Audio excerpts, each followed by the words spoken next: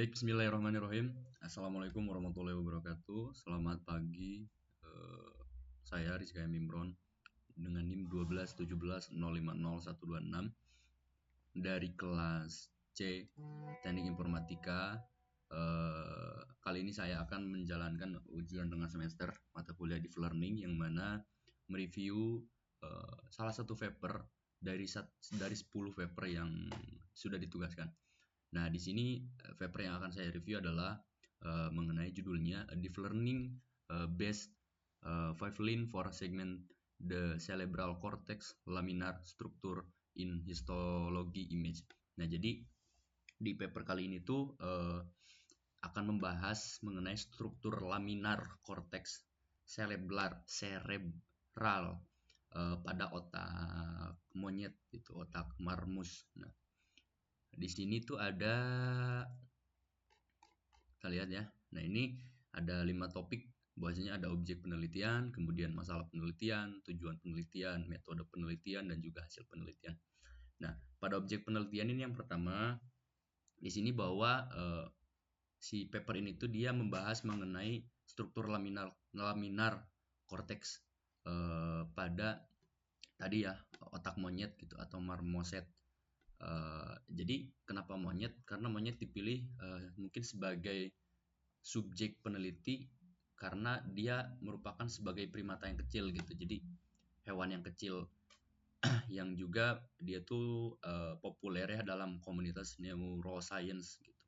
Kemudian si monyet marmoset ini juga dia memiliki struktur otak yang mirip dengan manusia gitu, sehingga bisa memberikan sebuah wawasan yang ya mungkin lebih agak mirip gitu dengan manusia tentang fungsi otak dan gangguan neurologisnya. Nah, jadi kemudian penelitian ini tuh dia akan berfokus pada analisis gambar histologi yang telah diwarnai dengan NISSL dan myelin ya, untuk memahami bagaimana struktur dan konektivitas anatomi otak pada otak monyet tersebut gitu. Kemudian akan ada pemahaman gitu mengenai gambar-gambar dan juga ya bagaimana memahami sebuah lapisan-lapisan korteks yang berkontribusi terhadap fungsi otak secara keseluruhan. Nah, itu untuk objek penelitiannya. Intinya adalah objek penelitiannya yaitu struktur laminar korteks cerebral pada otak monyet marmoset. Kemudian kedua, masalah penelitian. Masalah penelitian itu di sini mengapa mungkin diangkat ya, karena masih banyak kurangnya pemahaman yang mendalam menyeluruh gitu mengenai anatomi dan pola konektivitas antara daerah-daerah kortikal di otak gitu. Kemudian dengan fungsi dan konektivitas yang unik, kita akan memahami bagaimana lapisan-lapisan si otak ini itu dia berinteraksi sangat penting gitu untuk memahami bagaimana proses informasi di otak. Nah, selain daripada itu, di paper ini juga dia menyoroti bahwasannya tantangan dalam menganalisis gambar histologi itu seperti perbedaan kontras, kemudian tekstur antar gambar gitu, dan yang diwarnai si si NISSL tadi dan juga myelin tadi itu dapat juga mempersulit proses segmentasi dalam arti ya dan juga identifikasi lapisan-lapisan si kortikal tadi gitu. Itu mungkin untuk masalahnya masih banyak gitu ya, kekurangan pemahaman lah. Kemudian ketiga, tujuan penelitian. Nah, tujuan penelitian itu untuk mengembangkan dan juga menerapkan Vivlin berbasis deep learning yang mana secara akurat gitu.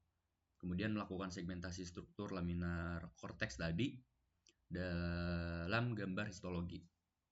Nah, dengan menggunakan teknik AI ya, artificial AI dan juga model deep learning tadi gitu ya. Jadi supaya bisa meningkatkan akurasi dalam mengidentifikasi dan juga memisahkan antara lapisan-lapisan kortikal. Nah, selain itu tujuannya adalah sebagai pembanding kinerja Vivlin yang kemudian dikembangkan dengan metode sebelumnya gitu. Ya, seperti yang tadi di paper gitu ya, nanti bisa di dalam paper yang utuhnya dikembangkan oleh Wagstyle tahun 2022 untuk menunjukkan peningkatan dalam kualitas segmentasi. Nah, itu untuk tujuan. Kemudian metode di sini ada apa ya? Ada 2 fase sebetulnya mah. Dalam metode penelitian paper ini tuh. Dan juga penelitian ini tuh digunakan meliputi pengembangan model live learning untuk segmentasi gambar histologi. Ya. Kemudian ya tadi 2 fase. Fase pertama dia akan melakukan pemetaan label terlebih dahulu. Ya kan? Label otak ke gambar silence yang diwarnai NISSL menggunakan teknik AI. Gitu. Kemudian fase kedua, Vivlin, segmentasi lapisan kortikal yang memanfaatkan algoritma deep learning untuk mengidentifikasi dan memisahkan lapisan-lapisan dalam korteks cerebral. Jadi mungkin secara rincinya begini. Yang pertama itu peneliti mengumpulkan data dulu ya. Itu dia mengumpulkan 3 otak monyet marmoset yang telah diawetkan gitu dan juga sudah dipotong menjadi irisan setebal 50 cm 50 UM kalau nggak salah. Dan kemudian si irisan ini tuh diwarnai dengan myelin dan NISSL tadi untuk kemudian dianalisis. Nah, kemudian di selanjutnya itu ada pemetaan dan juga registrasi. Pemetaan ini itu maksudnya adalah label daerah otak ini itu dipetakan ke gambar irisan yang diwarnai oleh NISSL tadi menggunakan algoritma AI, khususnya cycle gain untuk meningkatkan si akurasi antara gambar myelin dan NISSL tadi. Kemudian tahap selanjutnya itu segmentasi. Segmentasi di sini tuh maksudnya jadi si model deep learning tersebut itu tuh dilatih, ya kan? Yang kemudian untuk melakukan segmentasi lapisan-lapisan kortikal, gitulah, berdasarkan data yang telah dipetakan gitu. Kemudian itu untuk metodenya, gitu ya. Tadi secara rincinya, tadi juga dijelaskan ada 2 fase gitu bahwasanya di paper itu ada 2 fase. Nah hasilnya, kita bicara hasilnya ya. Di sini hasil penelitian paper ini tuh menunjukkan bahwasanya si Vivlin ini yang dikembangkan tersebut itu mampu melakukan segmentasi yang akurat gitu dari struktur laminar korteks cerebral itu. Nah, tapi meskipun ada beberapa outlier dalam gambar yang